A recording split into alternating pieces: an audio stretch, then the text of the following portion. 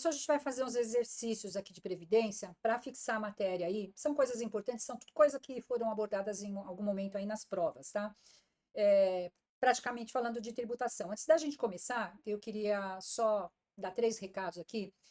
O primeiro é quando é muito comum um cliente chegar na agência em determinado momento com um valor já que ele já separou ali para ele abrir um plano de previdência e ele quer ter o benefício fiscal, né? E aí ele chega lá na agência com um valor grande, bem superior aos 12% que ele pode aportar no PGBL.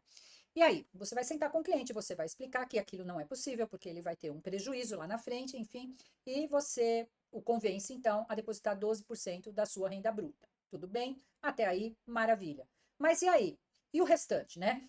Se tem uma coisa que a gente sempre vai aprender trabalhando em banco é que quando uma pessoa entra com dinheiro, ela sai da agência, mas o dinheiro vai ficar. Aliás, ali dentro de uma agência bancária, você vai conhecer uma concentração de pessoas que fica muito feliz com o dinheiro que não é dele. A gente vibra com o dinheiro que não é nosso. Mas, enfim, faz parte, né? Então, aí o que você pode fazer? Você pode sugerir ao cliente que ele abra 2 planos e faça o depósito da diferença num plano de VGBL, ok? Isso é totalmente possível e às vezes pode passar despercebida essa oportunidade, tá bom? A outra coisa também que pode acontecer é que esse cliente queira fazer aporte em PGBL também para obter o benefício fiscal, mas em nome dos filhos, né?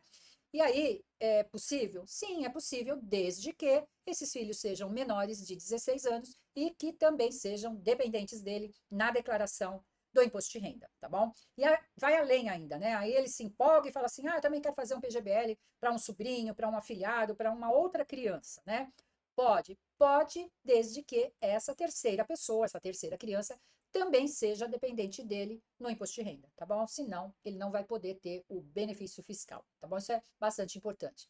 A terceira coisa é com relação à tabela regressiva definitiva do imposto de renda em previdência, né? Em caso de falecimento do participante e ele esteja ainda na fase de acumulação, o beneficiário do plano vai receber um montante acumulado, certo? Descontando lá o imposto de renda conforme a tabela, a alíquota que consta da tabela regressiva, respeitando lá o período de cada contribuição. É assim que a gente aprendeu até agora. No entanto, caso o falecimento do participante ocorra antes de 6 anos, a alíquota a ser cobrada será única de 25%. E aí, após 6 anos, a alíquota segue a tabela conforme o período decorrido. Então, digamos que todo plano, né, de previdência lá, ele prevê um beneficiário caso o participante venha a falecer, principalmente esse beneficiário na fase de contribuição. É um seguro, né? É um seguro como qualquer outro. E o participante pode indicar lá esse beneficiário quem ele quiser, ele pode indicar quem ele quiser, não precisa ser um dependente, um herdeiro, ok? Então, essa questão é uma questão que vocês têm que saber. Esse beneficiário vai receber muito facilmente, porque ele é o beneficiário do plano. E nestas situações, né, fase de contribuição, menos de 6 anos com tabela regressiva, ele vai pagar 25% no imposto de renda, tá bom? Então, tem lá 5 anos, 4 anos, 2 anos de contribuição, qual seria a alíquota aplicada? Seria lá pela tabela 35%, 30%. Mas, se ainda não completou 6 anos, se reduz para 25%. Passou de 6, vai obedecer a tabela conforme o período que foi decorrido, tá bom? Isso é o que eu queria passar e vamos já para o primeiro exercício. Então, nós vamos falar aqui, eu vou ler o enunciado, que diz que um indivíduo de 38 anos de idade fez um plano de previdência complementar do tipo VGBL, com aporte único de 500 mil, com regime de tributação exclusivo na fonte, portanto, tabela regressiva. Caso esse participante resgate o total de seus investimentos aos 50 anos de idade e o saldo bruto da aplicação esteja em 1.200.000, qual será o valor líquido do resgate? Muito bem. Perceba que é um enunciado relativamente grande, né? Então, a gente tem que organizar a coisa aqui. Como é que a gente vai organizar essa coisa aqui? Primeiro, a gente vai entender que, olhando assim, assusta, né? Mas o que a gente pode tirar desse enunciado? Primeiro, que ele entrou com 38 anos e saiu com 50. Então, portanto, ele depositou, ficou no plano por 12 anos. O plano, qual é o plano? É importante saber qual é o plano. É um VGBL. E qual é o regime de tributação? É o definitivo. Veja que se ele está lá nesse plano há 12 anos, muito provavelmente é líquido e certo que ele está na alíquota de 10%. Se é definitivo, 10%, pagou, acabou, morreu. Se ele entrou com 500 mil e saiu com 1.200.000, 700 mil foi rendimento, ok? São as premissas que a gente precisa para fazer o cálculo. Se é um V, ele vai ser tributado somente sobre o rendimento, concorda? Se o rendimento foi de 700 mil, 10% aqui sobre o rendimento vai dar um resultado de 70 mil reais. Esse é o imposto de renda que será mencionado quando ele for fazer o imposto de renda como tributação exclusiva na fonte, porque aqui não há compensação. Então, ele pagou, morreu, tá? Então, presta atenção aqui. Acabou o exercício? Volta no enunciado e leia, tá bom? Porque você vai encontrar lá alternativa A, 70 mil, alternativa B, 1 milhão, alternativa C, 1 milhão e não sei quanto. Então, no afã de fazer e se livrar logo da questão, com a certeza que você acertou, você vai lá e assinala 70 mil e entra pelo cano, porque a pergunta é qual será o valor líquido do resgate, né? Então, a gente vai fazer essa conta e vai saber que se ele resgatou 1.200.000 e ele vai pagar 70 de imposto, a gente vai ter um valor líquido de 1.130.000 reais, que seria a alternativa correta, tá bom? Então, tem que ter calma, tem que fazer tudo com muita tranquilidade. Vamos à segunda. A segunda, eu não vou ler tudo para não ficar muito longe, porque ela é idêntica. O que muda aqui? Muda a tabela compensável, passa a ser a compensável, passa a ser, qual é o plano? Um PGBL. O tempo é o mesmo, ele contribuiu durante 12 anos e o valor que ele resgatou também de 1.200.000, tá bom? Bom, a gente já sabe que a tabela progressiva, né, a tabela compensável, ela é aquela que vai ser compensada no imposto de renda. Por ser um plano de PGBL, a gente também já sabe que ele vai ser tributado pelo total do valor do resgate. Então, ele resgatou 1.200.000, porque é um PGBL, ele vai pagar a tributação em cima de 1.200.000. No momento do resgate, o imposto de renda, olha, não esquece disso aqui, é de 15%, como se fosse uma antecipação. E esses 15% vai ser aplicado sobre 1.200.000 reais. Portanto, o imposto de renda dele vai ser 180 mil. Ok? Chegamos aqui a uma conclusão, né? Qual será o valor líquido do resgate? Então, 1.200.000 menos 180 mil, ele vai resgatar 1.120.000 reais. É essa a pergunta, ok? E aí, na próxima declaração do ajuste anual, como é a compensável, o cliente deve informar o valor total resgatado, 1.200.000, somado aos rendimentos tributáveis recebidos e refazer o cálculo do imposto correto, utilizando lá a tabela progressiva do imposto de renda, tá bom? Então, gente, não esquece, tá? A questão de saber diferenciar uma tabela da outra. Só que é para a gente reforçar mesmo, né? Agora a gente vem para o outro, onde nós estamos dizendo as mesmas condições, contribuiu lá 12 anos. O plano aqui é um VGBL. Qual é a principal diferença? Só paga sobre rendimentos, tá bom? A tabela é a tributação compensável, né? Então, aqui é a compensável. E o valor que ele vai ter no final lá é a mesma coisa. Então, aplicou 1 milhão, aplicou 500 mil, resgatou 1.200.000, já sabemos que ele vai ter de rendimento 700 mil reais. E sobre esse rendimento é que vai haver a tributação, ok?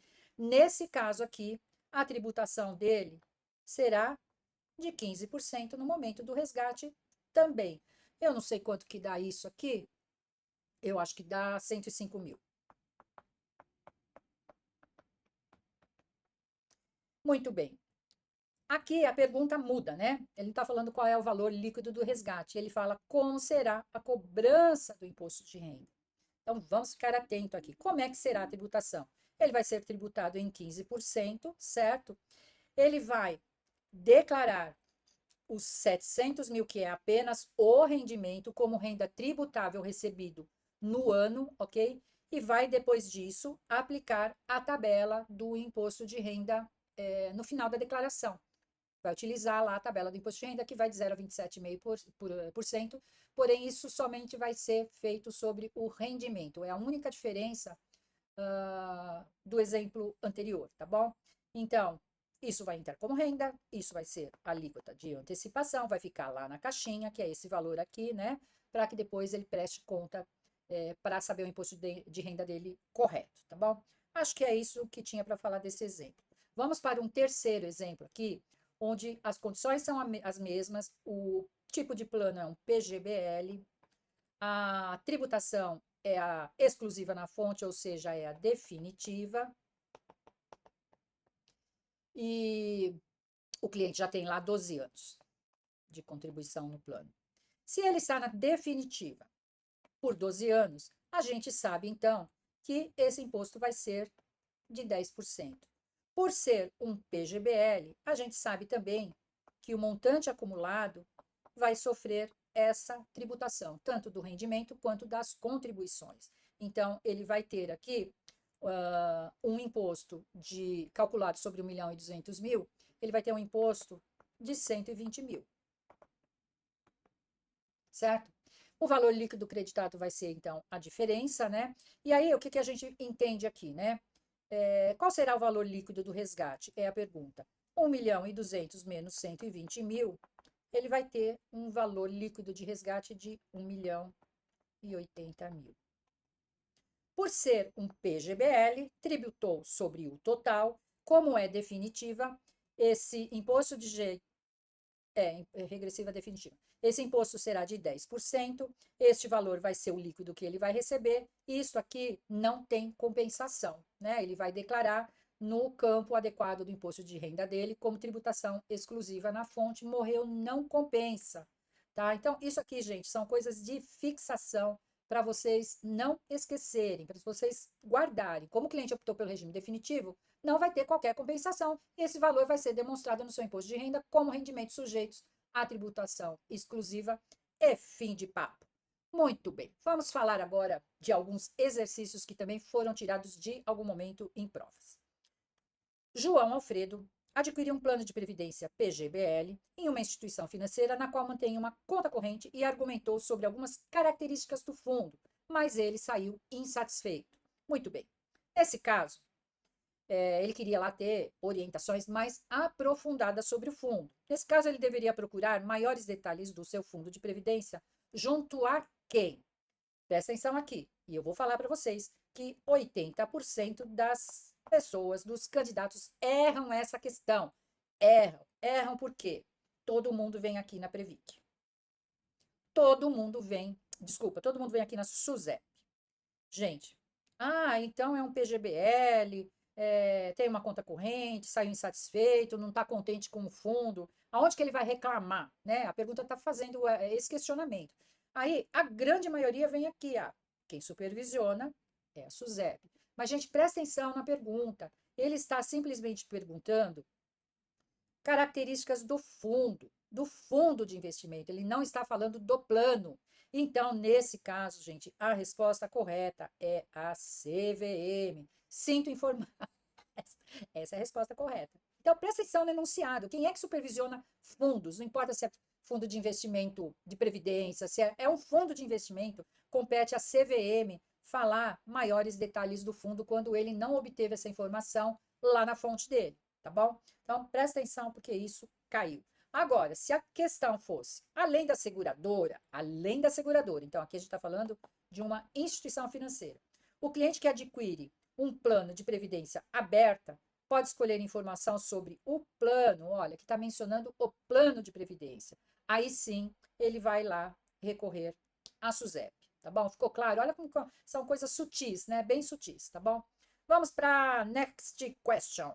Mauri adquiriu um plano de previdência privada aberta e, após 5 anos de contribuição, ele resolveu sacar parte dos investimentos, pois perdeu o emprego e suas finanças ficaram prejudicadas, comprometidas.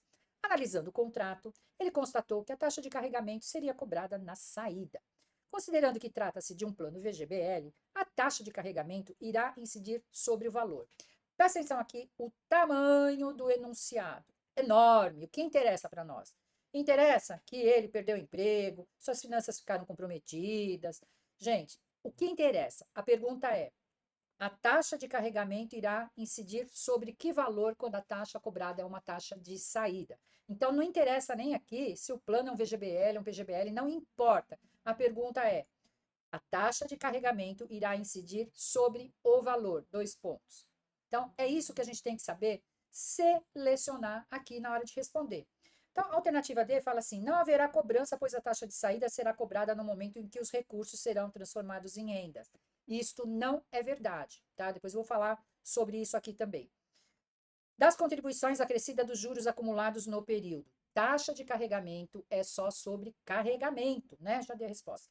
Dependendo do que estiver disposto no regulamento, pois não há legislação que especifique a cobrança. Claro que há legislação. Nada é comercializado por uma instituição financeira se não houver uma legislação, tá bom? Então, esta resposta correta seria a alternativa A. A taxa de carregamento, seja em qualquer momento que ela vai ocorrer sobre os aportes. Então, ainda sobre essa questão, eu queria falar um pouquinho aqui. A taxa de carregamento ela não é calculada sobre rendimentos, ponto pacífico, somente sobre os aportes. A SUSEP, ela diz que taxa de carregamento na saída será cobrada somente sobre resgates e portabilidade. Veja bem, não sobre renda. A conversão em renda não é um resgate, tá bom? A SUSEP ela não trata a conversão em renda como um resgate.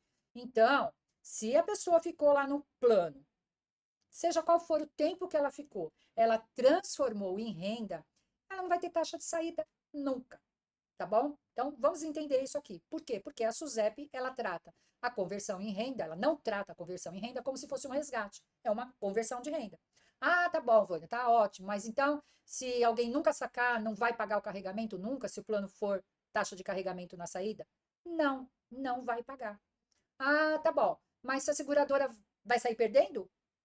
Não, não vai sair perdendo. Sabe por quê? Porque a seguradora já ganhou muito de outras formas.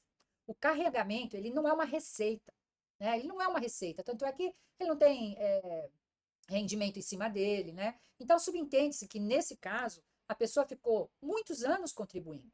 Então, tem taxa de administração, né? Tem outras receitas aí que a seguradora ganha. E a fidelidade de tantos anos lá, cobrando uma taxa de administração, né? Além do que, se o participante ele falece e ele tiver uma renda vitalícia lá, ela vai ficar com o saldo do participante. Então, assim, tem N motivos para isso acontecer, tá bom? Então, voltando aqui no teste, aqui seria a resposta correta. A taxa de carregamento irá incidir sobre o valor apenas das contribuições, tá bom? Outra questão aqui sobre taxa de carregamento. A taxa de carregamento de um plano de previdência privada aberta, e aí vem as alternativas. Pode variar em função do saldo acumulado, não pode ser diminuída uma vez definido o percentual, pode ser resgatada pelo participante ao final do período de acumulação do plano, será sempre o percentual determinado no plano inicial, mesmo que o participante faça a portabilidade para outra instituição. Então, vamos aqui por eliminatória. Okay? Primeiro, ela não será sempre o mesmo percentual se o participante fizer, por exemplo, uma portabilidade para uma outra instituição cujo plano funcione de outra forma. Então, essa alternativa está errada. Pode ser resgatada pelo participante ao final do período de acumulação do plano? Não, não pode. Taxa de carregamento é uma taxa que é da seguradora, da instituição financeira, tá bom? Não pode ser diminuída uma vez definido o percentual. Pode variar em função do saldo acumulado. Muito bem. Olha, essas duas primeiras, há que a gente analisar aqui. Não pode ser diminuída uma vez definido o percentual? Pode, tá? Eu já vou explicar. Pode variar em função do saldo acumulado, é a alternativa correta, tá bom? Então, vamos falar aqui sobre essa taxa de carregamento, se ela pode ser alterada. Sim, a taxa de carregamento, ela pode ser alterada sempre que for para baixo. tá? A taxa de carregamento, a SUSEP diz que essa taxa não poderá sofrer aumento, mas que a redução fica a cargo da EAPC, né, da instituição que administra o plano, né? E aí a gente deduz aqui que ela pode variar, sim, né? Porque ela já, aqui como pode variar, já presume-se que é a resposta correta. Outra coisa, o plano, ele pode ter critérios para redução da taxa de carregamento. Isso é muito comum. A seguradora prevê no plano, ela tem que prever isso dentro do plano, né? A taxa mínima que ela pode cobrar e ela prevê também a taxa máxima que ela pode provar. Tem lá dentro do plano. E pela SUSEP diz assim, olha, você tem que mencionar qual é a sua taxa máxima. Então, a instituição faz o plano de previdência e fala lá, ó, a taxa máxima de carregamento será de 10%, tá? É um exemplo aqui. E aí, ela pode, dentro disso aqui, ela pode alterar, ela não pode passar a máxima estipulada no plano. Então, ele pode alterar a qualquer momento. O que é comum também acontecer? Ele começar a cobrar essa taxa de carregamento, e aqui tanto na entrada, tá? A gente está falando mais de taxa de carregamento na entrada, né? E o participante começa a pagar uma taxa de carregamento de 10%. Aí ele acumula lá 50 mil reais, e pelo plano fala assim, acima de 50 mil reais, você vai pagar 7% de carregamento. Se você atingir 100 mil reais, você passa a pagar uma taxa de carregamento de 5%, tá? Então, isso é o mais comum de acontecer, é utilizar a máxima no começo do plano e vai reduzindo à medida que o patrimônio acumulado aumenta, tá bom? Muito bem, próxima question. Cabe à SUSEP, exceto, eu odeio esse tipo de questão. Eu odeio, porque quando eu vejo isso aqui, eu já me confundo. Cabe à SUSEP, exceto, eu tenho que pôr o tico e o teco para funcionar. Olha, se ele está falando cabe à SUSEP, exceto, ele está dizendo que aqui tem uma coisa que a SUSEP não faz. Então, tem 3 certas e uma errada. É assim que a gente tem que pensar, né? Então, vamos lá ver o que é certo aqui. Autorizar e fiscalizar a constituição e operações das sociedades seguradoras de previdência complementar aberta, certo? Muito bem, é verdade, está correto. Zelar, está faltando um R aqui, pelo mercado e proteger a captação de poupança popular realizada através das operações de seguro, previdência aberta e capitalização. É responsabilidade da SUSEP? É responsabilidade da SUSEP. Zelar pela defesa dos interesses dos consumidores do seu mercado. Verdade. Fixar as diretrizes e normas da política de seguros privados. Muito bem. Isso aqui não é competência da SUSEP. Esse aqui é competência do conselho, né? Portanto, a alternativa correta aqui seria a D. Beleza? Próxima question. Em um plano de previdência, o período de diferimento é aquele que... O que é período de diferimento? Tem que lembrar, né? Período de diferimento é aquele que o contribuinte está realizando as suas contribuições para o plano que formarão sua reserva, o contribuinte está recebendo o resgate, o contribuinte não pode resgatar os seus valores, o contribuinte está recebendo a renda. Muito bem, nós chamamos de período de contribuição, também de período de diferimento. Período de diferimento, lembra lá do diferimento do PGBL, né? Que ele pode usar o diferimento no momento que ele faz o aporte. Então, esse período é o período que ele está montando o plano, né? Então, ele está realizando as suas contribuições para o plano que vão formar a sua reserva, tá? Então, são nomenclaturas que a gente tem que guardar. A última, então, para a gente terminar aqui. Um participante de um PGBL, ele possui um saldo de 100 mil reais. O regime tributário dele, escolhido na época da contratação do plano, que foi há 3 anos atrás, prevê tributação regressiva definitiva. Com o falecimento desse participante, a alíquota do imposto de renda incidente será de... O que interessa para nós aqui?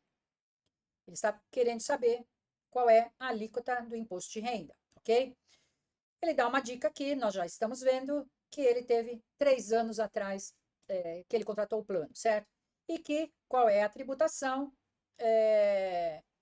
definitiva, tá bom? Então, a gente vai ter que lembrar que a tabela definitiva vai de 2, 4, 6, 8, 10 e mais de 10 anos. Que nós temos, então, a alíquota correspondente de 35, 30, 25, 20, 15, 10%. Ele dá o tempo, 3 anos atrás, onde que você vai entender que ele ainda não completou 4 anos, certo? 3 anos atrás, a alíquota que a gente vai encontrar aqui é de 35%. E aí você vai e carca lá nos 35%. Está certo ou está errado? Está errado, tá? Porque se vocês lembrarem o que eu falei no início aqui do vídeo, eu disse que com o falecimento do participante com tempo menor que 6 anos, a alíquota vai ser de 25%, portanto, a resposta correta, opa, será de 25%. Essa questão caiu exatamente como ela está aqui, tá bom? Ela caiu há um tempo atrás. Então, é um dado importante, tudo que eu falei aqui é importante. A gente termina aqui esse teste pequeno aí, né, de previdência, sempre lembrando que o importante é a gente assimilar as tabelas, assimilar como é que é a tributação, ver qual é o plano, se é um V, se é um P, né? Qual é a tabela, e lembrar dessas características do P e do V, né? Aquele que sofre tributação, como é que ele é colocado no imposto de renda. Aqui eu acho que deu para exercitar bastante e a gente fez aí um belo do exercício, né? E é isso aí, pessoal. Encontro vocês aí logo mais nos próximos vídeos. Até lá!